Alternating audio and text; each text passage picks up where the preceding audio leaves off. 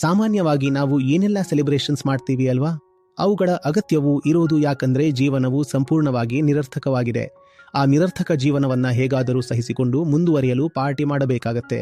ನಾನು ಸರಿಯಾಗಿ ಹೇಳ್ತಾ ಇದ್ದೀನಾ? ಟೆನ್ಷನ್ ಜಾಸ್ತಿ ಆಗಿದೆ, ಇಂದು ಪಾರ್ಟಿ ಮಾಡೋಣ. ಟೆನ್ಷನ್ ಯಾಕೆ ಜಾಸ್ತಿ ಆಯಿತು? ಯಾಕಂದ್ರೆ ನೀವು ಕಳಪೆ ಮಟ್ಟದ ಜೀವನವನ್ನ ಜೀವಿಸುತ್ತಿದ್ದೀರಿ. ಆಫೀಸ್ನಲ್ಲಿರುವ ಪರಿಸ್ಥಿತಿಗಳು ಸಹ ಸಹಿಸಿಕೊಳ್ಳಲು ಆಗೋದಿಲ್ಲ.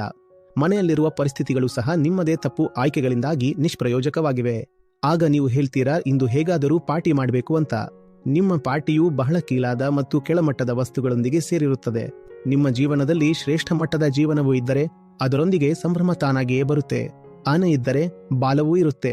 ಯಾರ ಜೀವನದಲ್ಲಿ ಶ್ರೇಷ್ಠತೆ ಇಲ್ಲವೋ ಅವರು ಪಾರ್ಟಿಯ ದಿನ ಎಷ್ಟೇ ಪ್ರಯತ್ನ ಮಾಡಿದರೂ ಖುಷಿಯಾಗಿರಲು ಆಗೋದಿಲ್ಲ. ಈ ವಿಷಯವನ್ನ ಗಮನದಲ್ಲಿಡಿ.